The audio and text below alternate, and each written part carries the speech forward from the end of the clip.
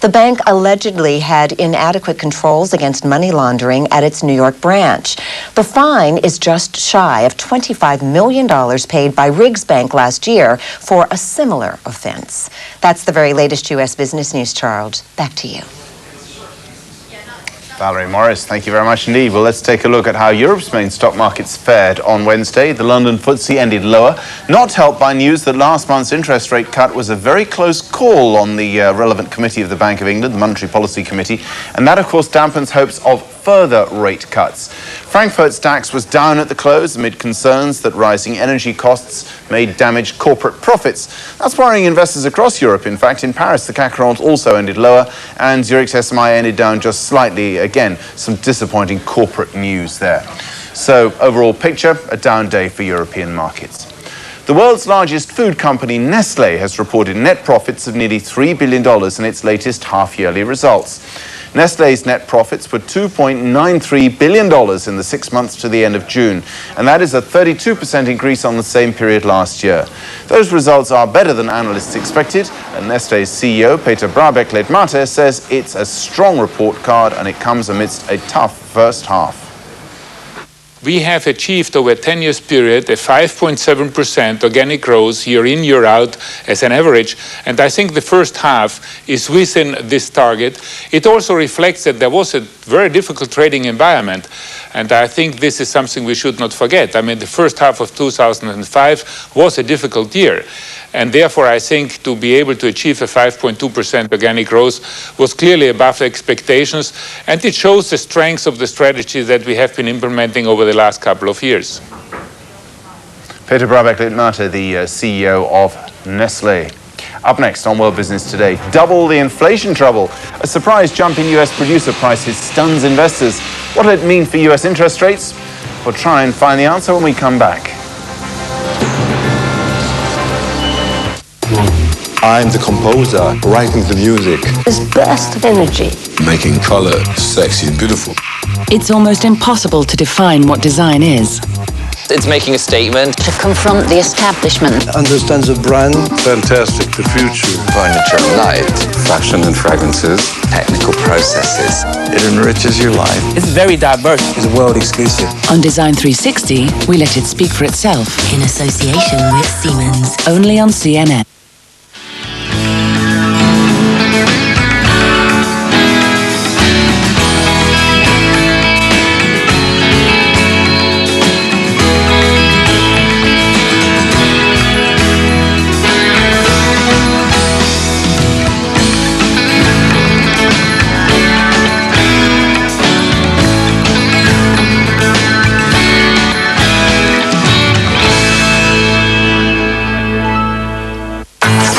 The spark of invention. New, high-tech, breakthroughs. The business of innovation. Discoveries, inventions, bright sparks. Real-world application. Music, sport, fashion. When sparks fly, money is made. Know the future. Spark your curiosity. Spark, a new show with Christy Lou Stout. Every month, only on CNN, in association with HP.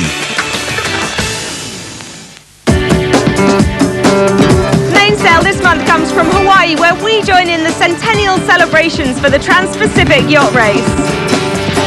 We'll catch up with billionaire Philippe Kahn to talk about his new TP52 and get to grips with some high-performance Formula One style racing. When I'm out there, I want to be sailing. I want to be focusing on the waves, the wind, the speed. That's Mainsail, Sunday on CNN. In association with Rolex.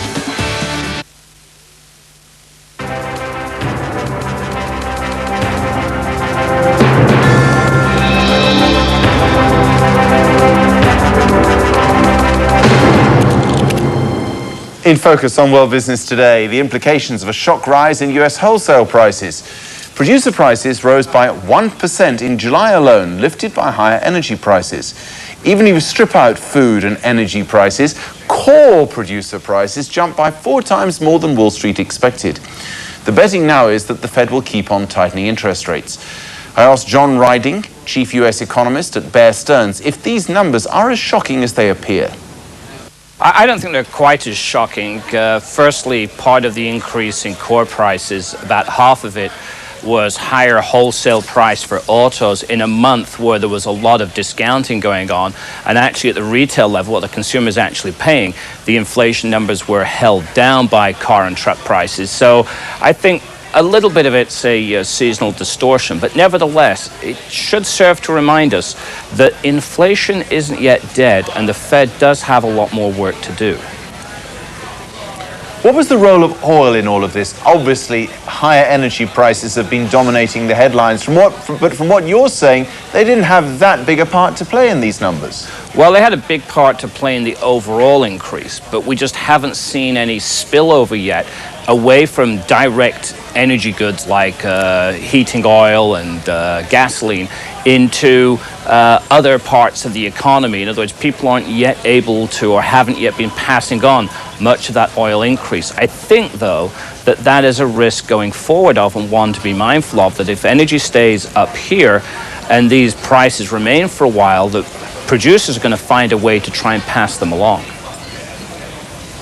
Now, of course, the key issue here is what this means for interest rates in the Fed. Is it your guess that the Fed will keep on tightening rates, perhaps even higher than 4% for the key Fed funds rate? Well, it's been our forecast for a long while now that the Fed would reach 4.25% at the end of this year, which is a quarter-point interest rate hike at every FOMC meeting this year. That is a forecast that many have now moved to in recent weeks before this inflation report came along. But I think what this number does raise is the question of whether the Fed can stop at 4.25%. Now, it's been our view the Fed would get the funds rate up to 5% by the middle of next year, and reports like this just serve to reinforce our forecast. Now, what about the role of the poor old U.S. consumer in the middle of all of this? Is she or he going to hold up? I mean, presumably these kind of interest rate increases are definitely going to hit consumers, if not this year, then certainly next year, and possibly even hard. Well, the key thing is, what are the interest rate increases coming against in terms of an economic backdrop? And what we have is job creation, and I think the job creation numbers have moved up. We had a very good jobs report for July at 207,000. The early indications from the initial jobless claims are that job creation could be stronger in August. So in a vacuum, interest rate increases and higher oil prices would weigh more heavily on the consumer, but they're not happening in a vacuum. They're happening against the backdrop of pretty good growth and increasingly firmer growth in the job market. The big worry, of course, the other big worry, I should say, is corporate profit levels. And do you think, again, that these interest rate increases, the perhaps slightly weaker consumer and higher energy prices are indeed going to spell, well, actually lower profitability at the corporate level next year? Well, I think the key thing is whether corporations are able to pass on their costs.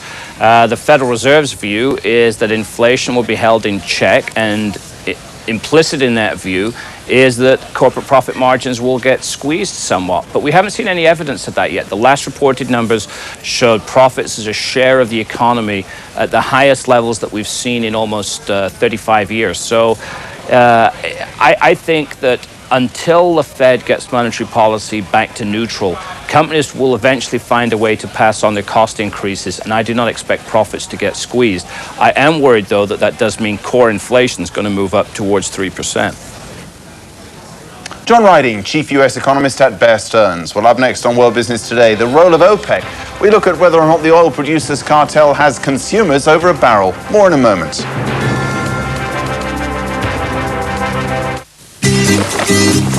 Te echo mucho de menos.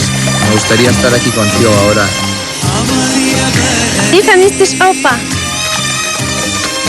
والله يا أخي مصر تبغاك وحشتنا. C'è una vista fantastica. Tu me manques. J'aimerais tellement que tu viennes me rejoindre. Egypt is closer to home than you think. When roaming, manually select Mobineum. This is incredible. I wish you were with me. Saddam Hussein now has weapons of mass destruction.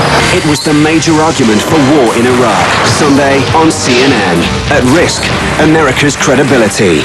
We have first-hand descriptions. Insiders open up about intelligence mistakes. This is all we got, and we're making these firm judgments. New stories from behind closed doors. I wish I had not been involved in it. CNN presents Dead Wrong, Inside an Intelligence Meltdown. Sunday on CNN. The people who have the power to shape the future. And I tell you, it is doable. The people who have a stake in it. Is there no limit? CNN connects them face to face. Question out from the audience. In live events from around the world. Today and tomorrow's hottest topics that will impact you. Unpredictable, unscripted, unedited. In September, we travel to Mumbai. Our focus, Indian-Pakistani relations. A 25th anniversary special. CNN Connects.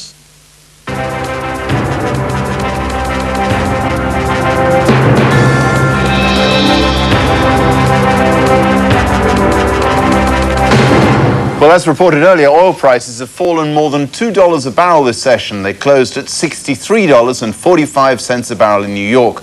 Last week, prices climbed to a record $66.86, just under $67 a barrel. They've risen more than 50% since the beginning of the year. Now, our next guest believes there's no reason for prices to be so high.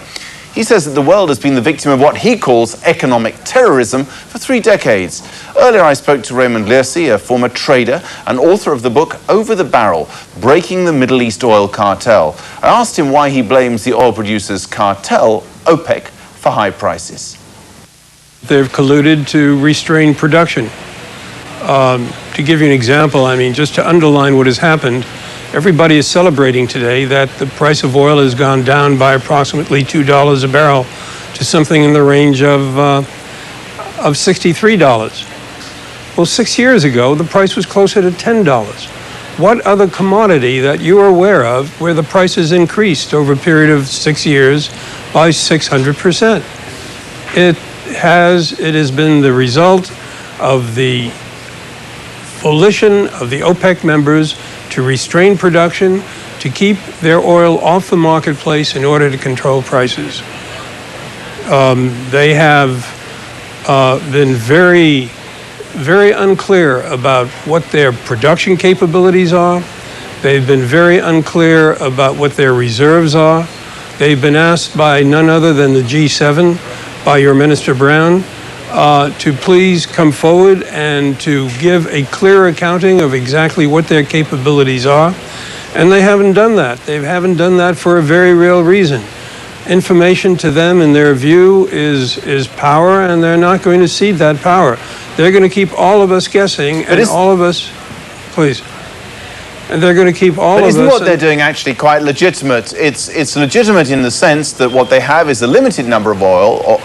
I mean, even Saudi Arabia and Russia and Iraq and countries like that have only a finite amount of oil. What they're doing is releasing it over a long period of time. Even they know that they have to, over the long term, maximize their revenues. And this kind of cartel behavior may not be particularly comfortable, but from their point of view, it makes economic sense.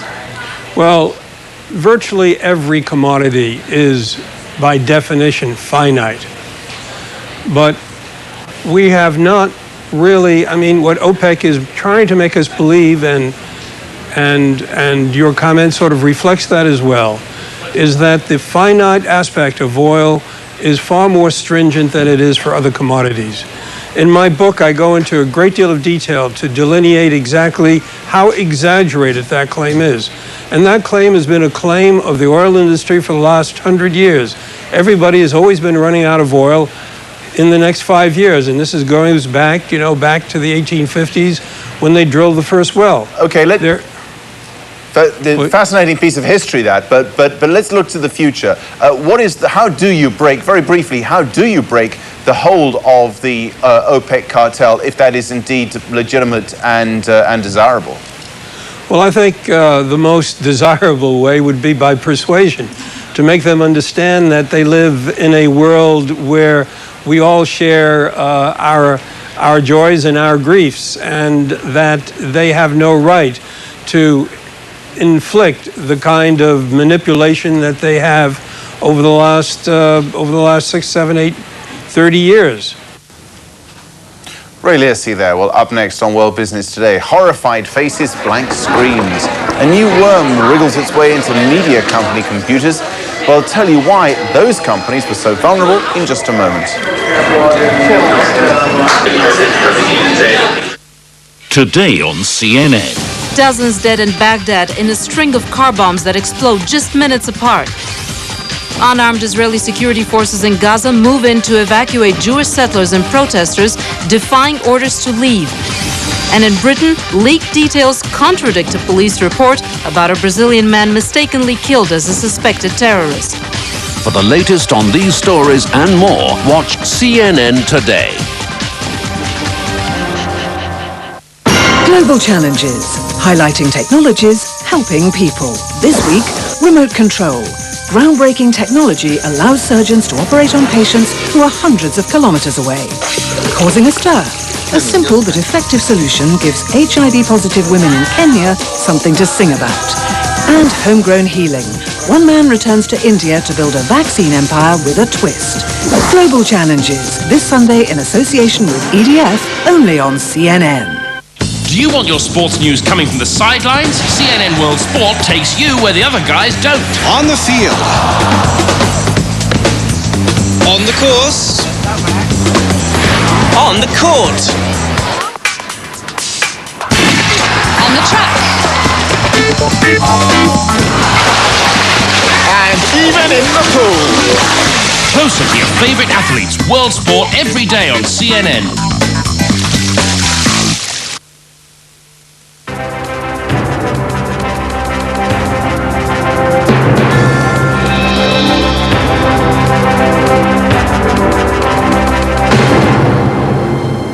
A recap now of the business news headlines. US producer prices rise 1% in July, twice as much as analysts had expected. Oil prices fall after a report from the American Petroleum Institute that demand declined last month. And Nestle posts better than expected profits, but its shares fall on fears that higher commodity costs will limit its growth. Microsoft is assessing the scope of the latest computer worm attack. The worm has mostly hit computers using the Windows 2000 operating system at large network companies, including this one, CNN. As Ali Velshi explains, media companies were particularly susceptible to the worm virus. 1:30 p.m. Eastern Time. Computers running Windows 2000 flashing a warning message. Shut down in 60 seconds. Then, blank screens. Moments later, the computers rebooted, only to show the same warning message. And then they shut down again, and started up again, and again. It happened here at CNN, in New York and in Atlanta. But calls went out to fellow journalists, and concern grew as the New York Times, ABC News, big equipment maker Caterpillar, and other companies reported outages as well. At least 125 companies worldwide, all infected by the same computer virus. Emergency services were intact, but in Washington, problems on Capitol Hill, in the U.S. Senate, though not in the House of Representatives. The seed was planted a week ago, on August 9th, when Microsoft released a bulletin warning of a vulnerability. Hackers target Microsoft a lot. Critics say its older operating systems weren't strong enough. Well, as usual, Microsoft issued a patch. It's a fix for the problem that Windows 2000 users had to download. On Friday, according to Microsoft, a malicious hacker posted information on how to exploit that vulnerability. By Sunday, Microsoft said the attack was underway. They called it Zotab. Over time, we've been moving closer and closer to that day zero attack. And this Zotab virus is the closest yet. Announced Sunday, exploits were almost immediately available, and 48 hours later, there are over 6 variants that are currently attacking companies across the world. Microsoft says it's low impact, but would not specify how many companies or computers could be at risk. Symantec, which makes virus blockers, called it a major attack, a level 3 out of 5. Virus expert Joe McGee says communications companies are particularly vulnerable because they communicate through the same network. You know, one machine gets it and then it randomly kind of hits up everybody because it's built to do that. It's built to stay within the network and, in fact, locally, opposed to globally. Ali Velshi, CNN, New York. Well, for more on that Zotab worm, Zotob worm, I should say. How to tell if you've been infected and how to get help, you can log on to a special section of our website. The address is cnn.com/tech, T-E-C-H. A sale of second-hand Apple laptops costing just $50 each caused mayhem in the United States when the crowd got out of control. Thousands of people turned out in Virginia for the chance to buy one of the computers, but a stampede broke out as soon as the sale started. Nearly a dozen people were injured in the struggle for the iBooks, which were being sold by local education authorities. People had started queuing the previous evening. Let's just have a quick look at the stock market numbers, and over on Wall Street with about 4 minutes of trading still to go. The Dow Jones currently, or last time I looked, adding about 0.5%, almost 0.5%, and the Nasdaq up by slightly more than that. But the broader market lagging behind, the S&P 500 up by only 0.2%. Closing prices in Europe, London's FTSE shed more than 0.5%, Frankfurt DAX off 0.25% by the close, Paris CAC 40 off by about 0.1%, Zurich SMI escaping the lightest, the lightest, I should say, off by only half of 0.1%, a 20th of a percent, I suppose. Well, that's it for now. I'll be back with the closing bell from Wall Street in just a moment. And you can stay connected to our breaking news alerts if you sign up for our SMS service. All you need to do is log on to cnn.com/mobile. World News Europe with Becky Anderson is just ahead. I'm Charles Hodgson. Thanks for watching.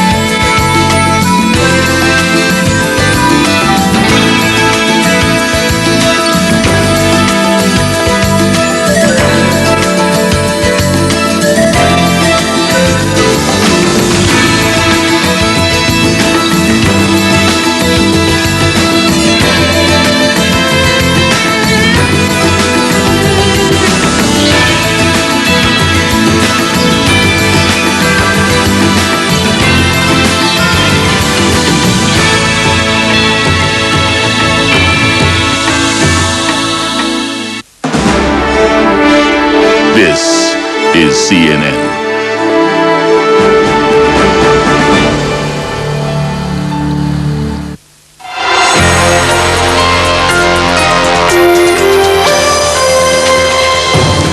He will always be the man astride a tank, facing down a hardline coup in 1991.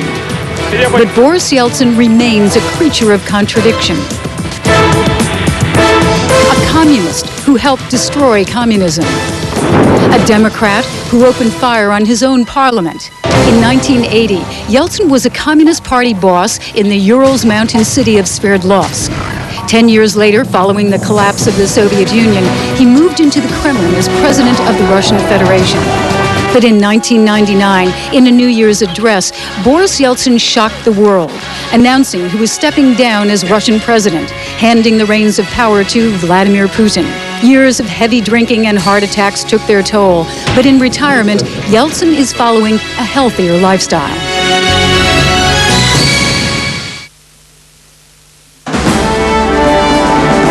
This is CNN. Here we are live on the floor of the New York Stock Exchange. And in fact, Time Warner, the owners of CNN, have a hand in this. Mark Ford, apparently, who should be ringing the bell there. I imagine that's him in that sort of pinkish reddish shirt. He's the president of Time 4 Media, which is a multimedia company, a sister of this network anyway. And he's joined by the host and crew of a US home improvement show called This Old House, just so you know what you're looking at. Well, let's get a roundup of the day's market action. Maggie Lake joins us now from New York. Hello, Maggie. Are you a devotee of this old house, whatever it is? No, I'm not, but I feel like I live in one, which I'm currently trying to fix. It's a nightmare. Let's not go there. But let's take a look at the markets. The buyers really returned on Wall Street today. U.S. stocks rebounded from Tuesday's sharp sell-off, helped in part by a steep drop in crude oil prices. First, let's start with the numbers. The Dow finishing up 35 points. It's a gain of about 1/3%. Looks pretty good compared to what we were looking at yesterday. The NASDAQ also up a little more than 1/3%.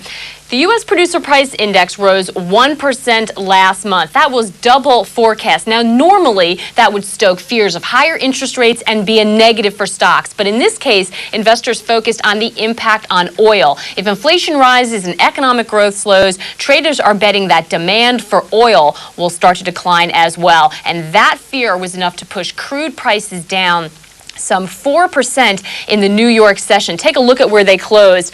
Below $64 a barrel. So that really feeding into the stock market today. Big gains in Hewlett-Packard also helped lift spirits. The computer maker reported better than expected profits late Tuesday and raised its earnings forecast for the full year. Investors like what they're seeing from the new CEO, Mark Hurd, and that pushed shares up some 13%. That is a big gain for Dow Components. That's certainly helping as well. That's a quick look at the action. I'll have a full report next hour. Charles, back to you. Maggie, thank you very much indeed. Maggie Lake there with a look at the close of the day on Wall Street. Now it's time for World News Europe with Becky Anderson.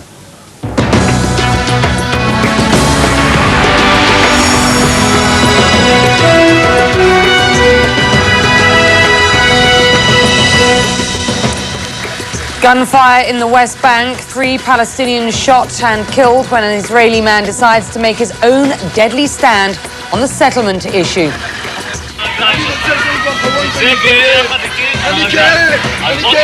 Killing scenes as Israelis resist soldiers trying to force them out of Gaza. And the return of major violence in the Iraqi capital. More than 40 killed in a trio of car bombings there. Hello and welcome to World News Europe here on CNN this half hour. I'm Becky Anderson in London. Despite protests, forced evacuations and the killing of 3 Palestinians by a Jewish settler, some Israeli authorities are saying the first day of the forcible evacuation is moving along smoothly. Israeli and Palestinian leaders are all calling for restraint after a Jewish driver killed 3 Palestinians in the Shiloh settlement. Israeli Prime Minister Ariel Sharon called it a Jewish act of terror aimed at disrupting his disengagement plan. Well, the Democratic Front for the Liberation of Palestine says it fired a shell at the Morag settlement in Gaza in retaliation for the shooting. Morag had already been evacuated and nobody there was hurt. Well, the Israel Defense Forces Southern Commander said the situation is still touch and go, but that most of the settlers have behaved in a dignified fashion. On a news conference on Wednesday evening, Major General Dan Harel said dialogue with settlers ahead of the forced evacuation about how the operation would be handled has resulted in a relatively smooth first day. But as Guy Rasnow reports, Israeli troops were forced to drag some of the settlers from their homes. The moment both soldiers and settlers dreaded, now underway in earnest. Struggles were expected, so was the resistance and the arrests, but in the end, those who chose to stay and resist were no match for the thousands of Israeli soldiers. Some burnt barricades, a futile attempt to stop Israel's military machine.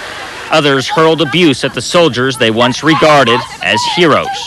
Torn clothing, the symbol of death in Jewish tradition, worn by the most distraught. In the synagogue, thousands of defiant youngsters milled about, waiting for the inevitable evacuation. These were once the political children of Israeli Prime Minister Ariel Sharon. Today, the Prime Minister was called a Nazi by the very same people who once celebrated him. Hurt me, the Prime Minister appealed in a televised news conference. I am responsible for this. I will take the blame, he said, but do not attack the soldiers and police. The scenes were dramatic on the first day of evacuation, but surprisingly, the Army says things were calmer than expected, with an estimated 60% of the settlers already out. For now, it's still a low-intensity standoff, but an emotional test for both soldiers and settlers, brothers, but now opponents as well. Guy Raz, CNN, Neve Kalim Settlement, Gaza.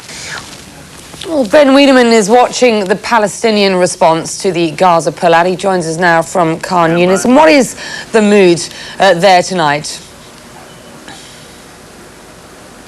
Well, it's one of great anticipation. People are waiting for this pullout, this evacuation, to eventually be completed. It's going to take several weeks, not only to get the Jewish settlers out, but for the Israeli army to leave as well, to dismantle many of the houses, demolish the houses, actually. Now, regarding that West Bank attack by a Jewish settler that resulted in the death of 3 Palestinian workers, reaction was swift here. Many people here saying that they anticipate trouble overnight. It's some sort of a revenge attack in Khan Yunis, possibly on adjacent settlements. So there is this tension that what appears to be a relatively smooth pullout could be disrupted on this side as well as on the other side of the settlement walls. Meanwhile, for instance, we saw in the Gaza City, Islamic Jihad put on yet another victory celebration in the Sheikh Ajlin area just outside the city. Occasionally we're hearing a bit of gunfire here, but that's, I think, pretty ordinary for here in Khan Yunis. Anyway, the Islamic Jihad putting on one of these victory celebrations. We've seen these almost every day. Yesterday there was one in Khan Yunis.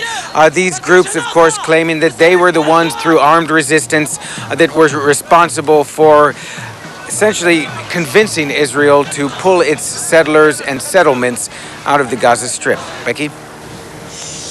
And Ben, what are the visible changes that we can either see or might expect in the area that you stand in tonight? Well, essentially, for one thing, once the settlements are evacuated, once the army is left, Palestinians will be able to move around the Gaza Strip relatively easy. At the moment, for instance, if I wanted to drive from Khan Yunis to Gaza City, which is really just a 20-minute drive under normal conditions, it could take me all day because of checkpoints that are set up around here. It's very difficult sometimes simply to make what is ordinarily a very short drive. There have been times during the Intifada when the Gaza Strip, which is only about 40 kilometers long, has been cut in 3 halves. So people who live at one end of the strip and have to work at the other or go to school will be able to finally move around with any real hindrance at all. And that certainly has been a great bone of contention for many Palestinians who live here. Now, what they're hoping for, in addition to internal movement, is that somehow the difficult passage from the Gaza Strip into Egypt will be eased. At the moment, it's under Egyptian, Palestinian, and Israeli control. The procedures there can be very difficult. They're hoping that the security measures that Israel has put in force there will be removed, so Palestinian goods and people will be able to finally move to Egypt, to the outside world, with a good deal more ease than they do at the moment. Becky? Ben Wiedemann in Khan Yunis, we thank you. Well, a legal advisor to the Palestinian Liberation Organization warns that the struggle over Gaza has just begun. Deanne Boutou says that the settlements may be gone, but what she calls the occupation continues. It's a violation of international law. We've put Israel on notice now for 38 years, and the international community has put Israel on notice now for the past 38 years, stating that these settlements are illegal and that they shouldn't be incentivizing Israelis to move into these settlements. And yet, nonetheless, the Israeli government continues to do this because it's largely gone unpunished by the international community. Rather than the international community punishing Israel, it simply allows Israel to do whatever it wants, and the United States government largely funds this, unfortunately. Well, Israel is scheduled to hand over control of Gaza to Palestinians by mid-September. Senior Israeli politicians have expressed optimism over the pullout. Foreign Minister Silvan Shalom says he hopes it's a big step towards peace. I believe that we are having a very big opportunity. We don't want to lose this opportunity. But like you, the Americans are saying, we need two to tango. And I hope that the Palestinians will understand what needs to be done, that they will be very determined to dismantle the extremists, and it will give us a possibility to move immediately to the implementation of the roadmap that might bring an end to the conflict that we are having for so long time. Well, Shimon Peres, the Vice Prime Minister, said pulling out of Gaza was, and I quote, the only choice and would benefit both Israelis and Palestinians. And he added that dialogue, not terror, is the way forward. What they have really to do is to get rid of the terrorists. They are really doing a great deal of harm to the Palestinian presence and a great deal of damage to the Palestinian future. Without Hamas, they could have had already Gaza and maybe parts of the West Bank a long time ago. It was shown that what can be achieved around the table of negotiations cannot be achieved in the battlefield or by bombing and shooting and killing. Well, the story out of Gaza has certainly been one of strong visual images, but perhaps none was more frightening than one from the Morag settlement. It happened shortly after settlers were forcibly removed from a synagogue there. A man threatened to hurt his child if soldiers didn't leave. He dangled his baby from an upstairs window as soldiers there looked on. No word on how that situation ended. And for more on this wide-ranging story, check out the international edition of our website. There you can watch video images of the clashes, visit our photo gallery and read a timeline of how the situation got to where it is today. You will find all of that at cnn.com/international. Do use that. Now, still to come here this half hour, the latest on the innocent Brazilian shot dead by police in London after the terror attacks, and a very different account of what happened. That's next.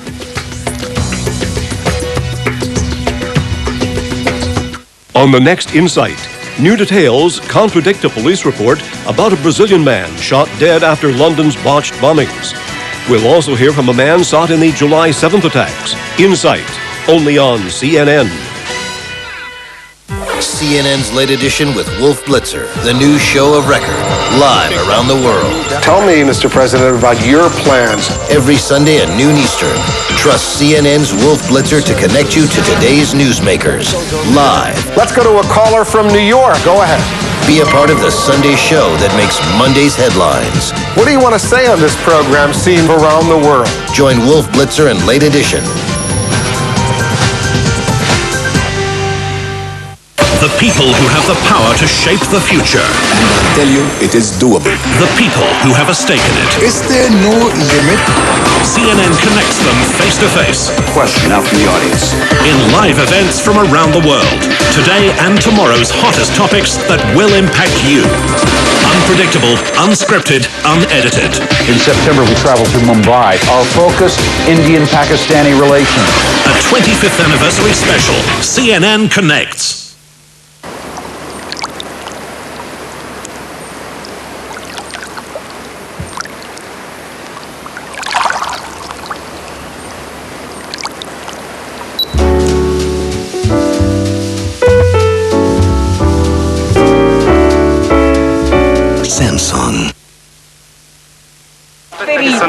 I will appeal against the ruling, also considering the fact that the judges have not accepted to consider the report requested by me and by the general prosecutor. I consider this report fundamental for investigations, and that's one of the reasons I will appeal. Antoinetta Sonessa, defense lawyer for London terror suspect Hamdi Isaac, speaking after her client lost his fight against extradition to Britain. A three-judge Italian panel ruled on Wednesday that Isaac must face trial on charges that he was one of the July 21st would-be bombers. Sonessa plans to appeal the ruling, saying that her client would not get a fair trial in Britain. Well, the British television network ITV has obtained secret documents involving last month's mistaken shooting to death of a Brazilian man on a London subway. The documents and photographs reveal that the man appeared to be behaving normally before police mistakenly identified him as a terror suspect and fatally shot him. Walter Rogers looks at how the tragedy unfolded. It now appears the London police operation that led to the wrongful killing last month of this innocent Brazilian, Jean-Charles de Menezes, was badly bungled, according to leaked documents from the investigation.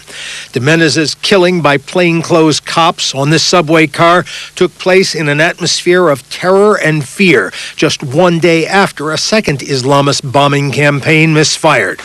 Believing at the time they had cornered a bombing suspect, Scotland Yard's chief, Sir Ian Blair, then reported, "The information I have available is that this shooting is directly linked to the ongoing and expanding anti-terrorist operation." Police now admit de Menezes died because officers misidentified him. They were looking for this man, Ethiopian-born Osman Hussein. Instead, they followed and killed de Menezes, a Brazilian electrician. Police had staked out this South London apartment thinking one of the suspected bombers lived here. Right address, wrong man. The first mistake. According to documents leaked to Britain's independent television news, the officer assigned to surveillance was uncertain.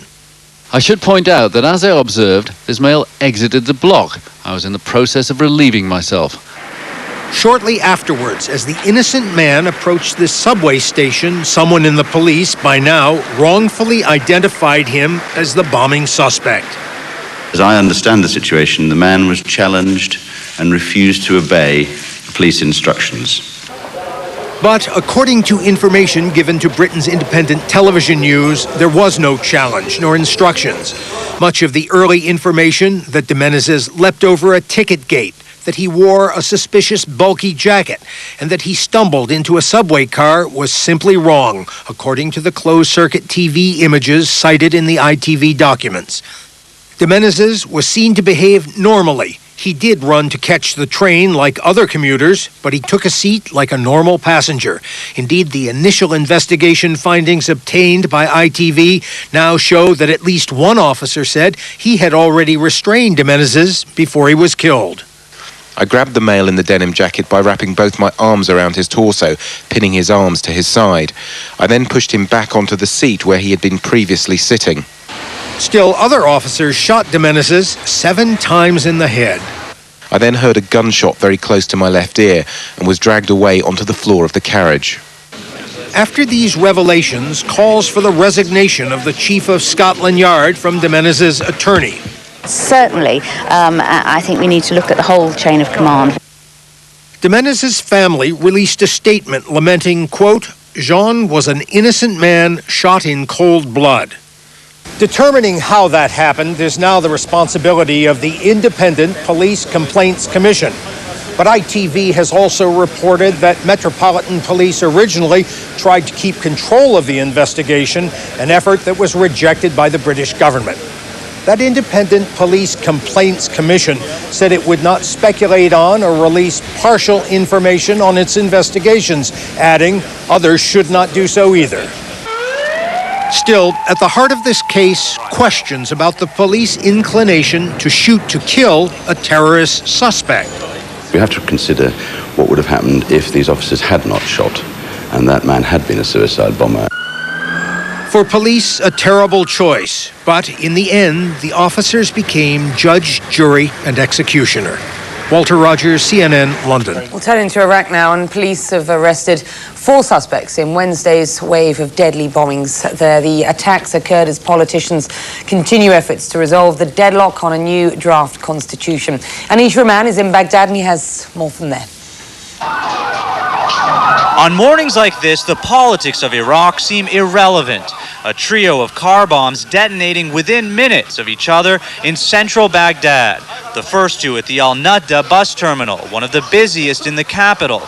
The explosions killed dozens, wounded scores of others. Moments later, another bomb, this one at the Al-Kindi hospital, as casualties from the first explosion were being brought in. A coordinated attack and one of the biggest in Iraq in weeks.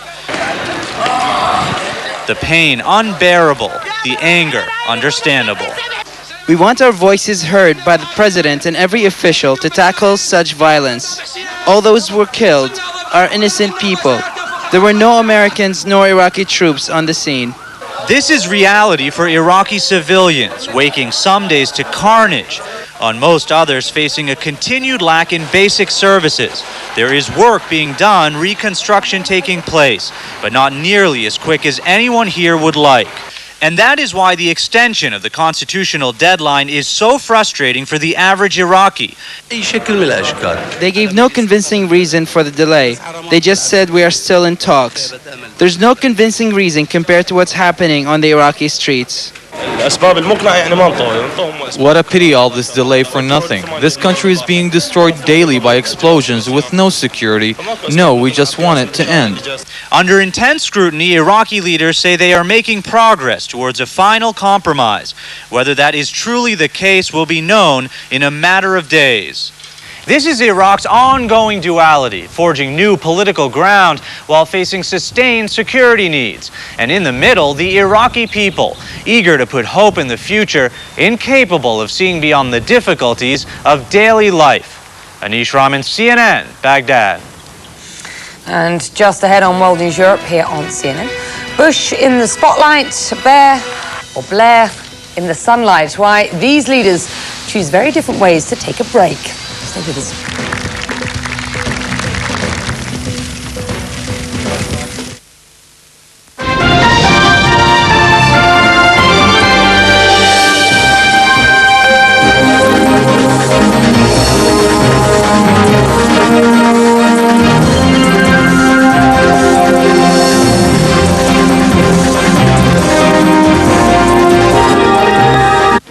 You understand that while you're climbing the ladder, it's okay to enjoy the view, and that you often achieve as much during the meal as you do at the meeting.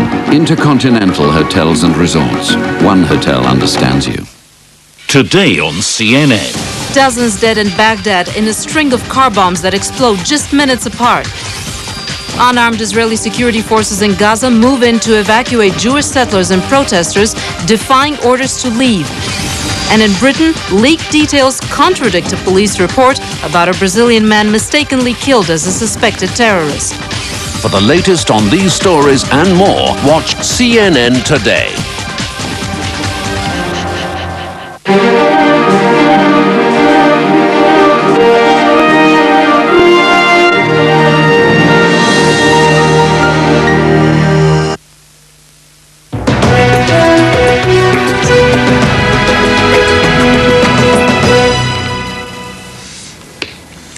Let's get a look at the global weather forecast for you. Here's Femi Oke at the CNN International Weather Centre. Femi. Hello there, Becky. Hello to our viewers around the world. Good evening to our viewers in Europe and Africa. Let's start across towards the eastern side of our weather map. That's where the low pressure is. Air going up, rain going down. Unfortunately, that rain spreading all the way across through towards the western side of the Black Sea, heading up through in towards parts of Ukraine there as well. Also cloud and showers moving from Finland into the northwestern section of Russia. Not done with the rain yet. Rain streaming across Northern Ireland and Ireland. In fact, the southern section of Ireland proper. Of Republic of Ireland. I started a civil war now. Shut up. This little bit here, so there's rain further towards the north, down towards the south. We have cloud, and then up through towards that northern section of Scotland. That's where we're also seeing rain streaming across through towards Norway as well. Let's check out some weather down through the Mediterranean. I think I'll be safe there. Won't start any political wars here. From the Balearics all the way across through towards the far eastern side of the Med. Wall-to-wall sunshine. Look at that. Absolutely gorgeous. If you like it dry. But we are seeing in that central part of Portugal very fierce wildfires. And there's really no relief inside as far as those firefighters are concerned. A little bit of a tease of cooler air heading in towards that far northern section of Portugal, but not getting down through to central Portugal quite yet. So we could do with a little bit more help from the weather. And then through that central part of Europe, that's where you're seeing a lot of sunshine just moving through, all the way up through towards the Baltic Sea as well. Beautiful weather there. Moscow 20, Berlin 25. Take a look at London. Would be a good day to be in London. 27 degrees in Celsius. Again, if you like it hot, looking like a great day there. 28 for Lisbon, and Algiers 33 degrees in Celsius, taking you up there towards the 90s. Let's head across the Atlantic to the US. West Coast looking very good and clear, all the way down through into Baja, California. We are seeing through the northern plains rain moving through, but for the most part, the Great Lakes heading up through the northeast. Beautiful weather there. Nice sunny skies. Down through the southeast, that humid, miserable weather continues. You'll look at the temperatures as we move through into Dallas at 36, Monterey at 34. And in fact, I'm going to stay in Mexico. I have to show you this amazing nesting scene.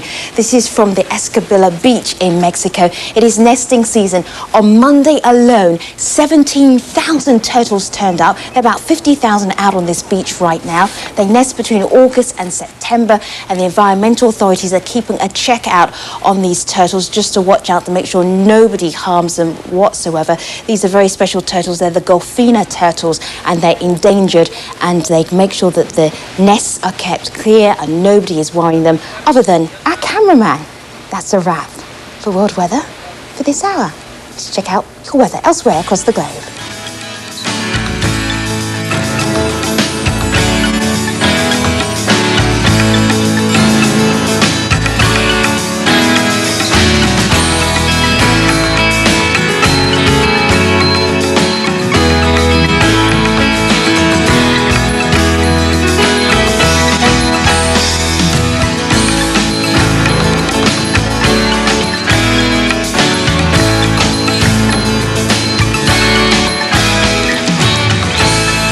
Well, there is no doubt that the weather plays a key role when we choose where to go for our holidays, but for world leaders, there's also the need to get away from inquisitive journalists and, in some cases, angry protesters. The US President and the British Prime Minister are close allies, but as Wolf Blitzer reports, they're taking very different kinds of vacations. Absolutely. President Bush is enjoying some downtime at the ranch this week, opportunities for the bike riding and brush clearing he loves. But he knows he can't afford to be out of the spotlight too long. That's why he's been meeting with top officials, taking side trips to sign legislation and promote policy. President George W. Bush. Staying busy and staying visible. It's a far cry from Tony Blair's summer break. His aides won't even say exactly where the British Prime Minister is, when he left, or when he's coming back.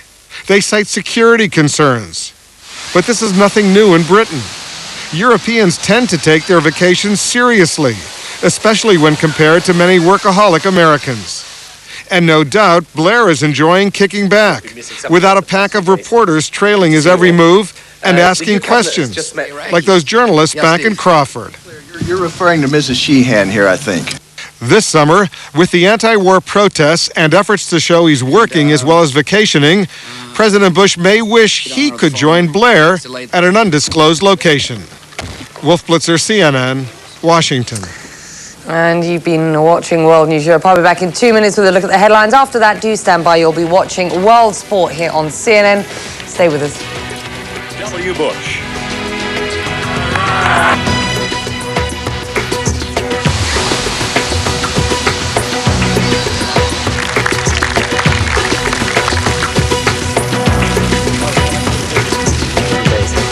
Good to see you all.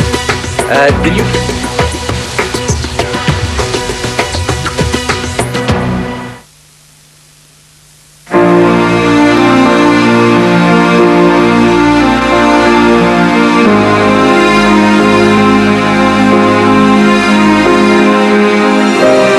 Some ideas evolve. Some ideas break through and change everything. Imagine a V6 engine working in harmony with 2 electric motors, introducing the world's first performance hybrid SUV, the RX 400h. Breakthrough thinking from Lexus. Trust the King of Talk, Larry King, live only on CNN. CNN World Sport takes you where the other guys don't. On the course, on the field, On the court. On the track. and even in the pool. World Sport coming up next. This is CNN.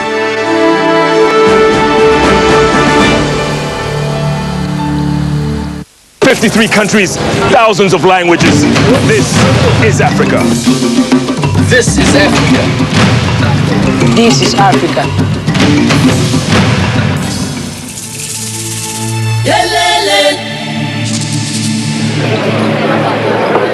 This is Africa. This is Africa. I'm Femi OK. Join us each week inside Africa, only on CNN. Saddam Hussein now has weapons of mass destruction. It was the major argument for war in Iraq. Sunday on CNN. At risk, America's credibility. We have first-hand descriptions. Insiders open up about intelligence mistakes. This is all we got, and we're making these firm judgments. New stories from behind closed doors. I wish I had not been involved in it. CNN presents Dead Wrong, Inside an Intelligence Meltdown. Sunday on CNN. This is CNN.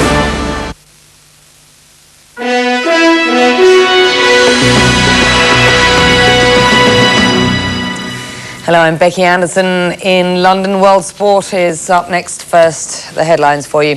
Israeli Prime Minister Ariel Sharon condemned the killings of 3 Palestinians by an Israeli settler as an act of terror. A Jewish driver snatched a gun from an Israeli guard and turned it on 2 Palestinians that he was about to drive home from their jobs in the Shiloh settlement. He then fired on Palestinian workers, killing 1 and wounding 2 others. The Shiloh settlement is in the West Bank, but it was not part of the withdrawal. Well, Israeli authorities are predicting that 10 of 21 Jewish settlements in Gaza will be cleared by day's end.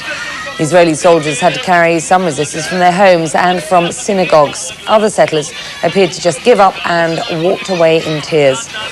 The Israel Defense Forces Southern Commander, Major General Saeed, said advanced discussions about what would and would not be allowed during the evacuations paved the way for a relatively quiet operation. Apologies for the name there. Well, in Iraq, at least 44 people were killed and more than 80 wounded in a wave of bombings in Baghdad. One explosion occurred near a hospital where victims of 2 previous blasts have been taken. Officials say police arrested 4 suspects. The violence overshadowed government efforts to complete the overdue draft of a new constitution. In Italy, a court has granted a British request for the extradition of a suspect in the July 21st bombing attempts in London. A 3-judge panel ruled that Hamdi Isaac should be extradited to Britain, but not for another 35 days. Now, the delay is to allow investigators to determine if Isaac took part in any terrorist activities in Italy. And the Colombian Navy says more than 100 people are missing and feared drowned after an overloaded boat sank. An Ecuadorian port official says 9 of the 113 aboard were rescued. The passengers were described as illegal immigrants. The official says the boat set to sea last Thursday and sank at around midnight on Friday.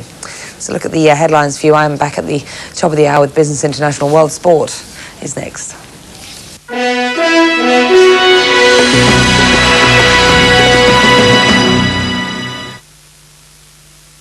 This is CNN, your network of record, covering the whole story from every angle, start to finish. CNN, be the first to know.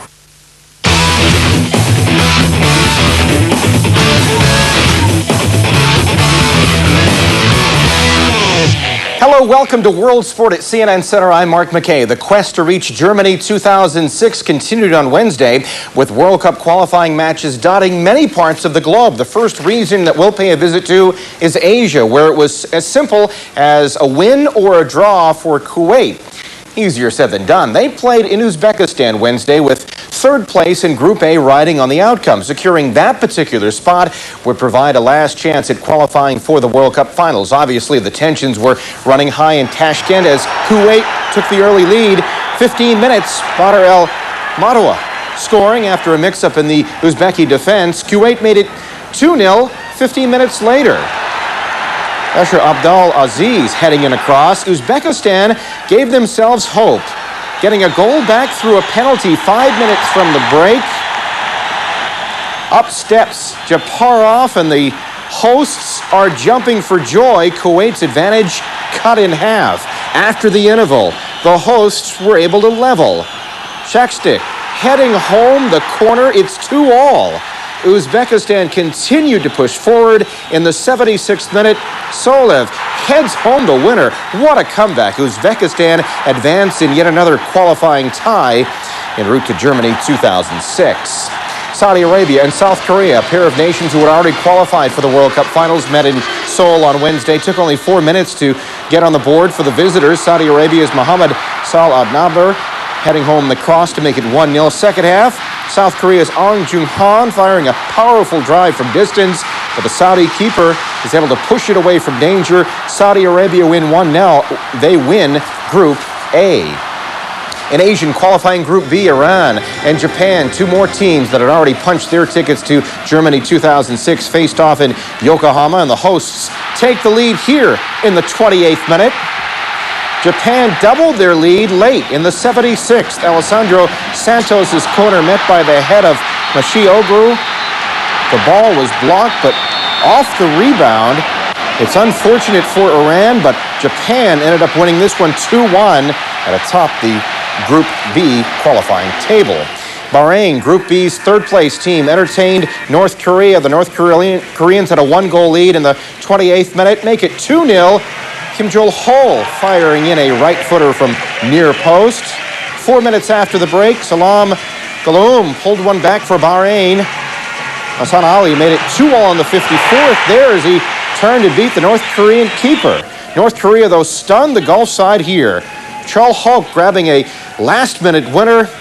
North Korea win this one 3-2, but they're out of the competition as Bahrain remain the third-place side. Bahrain now has its sights set on a two-leg playoff against Uzbekistan. The eventual winner will advance and meet the fourth-place CONCACAF nation, with a berth in next year's World Cup finals riding on the outcome of that tie. Yes, for some, the road to Germany 2006 is a long and winding one indeed. The key match in European World Cup qualifying Wednesday came from Group 3, where Latvia played host to Russia in a match that both nations needed to win to stand a decent chance of reaching the finals in Germany next summer. In the end, neither side came away thrilled as the teams battled to a 1-1 draw, but in a shock, Slovakia were held to a goalless draw by Liechtenstein later in the day to lead both Russia and Latvia with life after all. Russia now trails Slovakia by 3 points with a game in hand. Finland is poised to unveil a new national team coach who's no stranger to European football. Roy Hodgson, whose club coaching career has seen stops at Blackburn, Udinese, FC Copenhagen, and currently in Norway with Viking Stavanger, is close to signing a deal with Finland's Football Association. The Finns have yet to reach a World Cup or European Championship final. At the start of Wednesday, Finland sat in fourth place on the European Group 1 qualifying table as they played in Macedonia. That's where they remain after claiming a 3-0 victory. Ermenko with two of the visiting side's 3 goals. Romania at home against Andorra Wednesday, looking to keep close to the Dutch and the Czechs, who top the group. Romania with 2 goals through Adrian Mutu. Now, on the football-friendly front, World Cup final hosts Germany. They don't have to go through the rigors of qualifying, but they still have something to prove in the months leading up to the tournament's finale. It's been 5 years and 14 matches since the Germans beat top-class international opposition. They had their chance Wednesday in the Netherlands, but Arjen Robben would have a say in the matter. He tallied a pair of goals for the home side. The Germans, though, were able to break back in the second half. This friendly ends 2-2. Checking out some other selected friendlies from a busy Wednesday. Look what Denmark was able to do against England. Inflict the visiting side's worst setback for 25 years. 4 different goal scorers got the job done for the home side, and then some for the Danes. Now, in stark contrast, the Republic of Ireland played a close friendly with Italy. France is currently deep into the second half against the Ivory Coast. Zinedine Zidane, he is back with the national side, and he scored the second goal for France on this day. Larsson and Rosenberg, the goal scorers for the victorious Swedes over the Czechs. Argentina's Rodriguez and Hines, meanwhile, put away Hungary. We're going to check in on some other friendlies, which were played Wednesday a little later this half hour, but it's back to World Cup qualifying now, this time from the CONCACAF region. Group leaders Mexico looking to take yet another step towards securing a berth in the finals Wednesday when they play host to Costa Rica. The home side have shown their mettle lately by beating mighty Brazil in the Confederations Cup. With 13 points from 5 matches, they appear a lock for Germany 2006 with little drama. However, third-place Costa Rica have plenty to play for, and Mexico knows it. Muy complicado, Costa Rica. Costa Rica is very complicated, a rival that has made things difficult for Mexico lately, and they have morale since they already won here.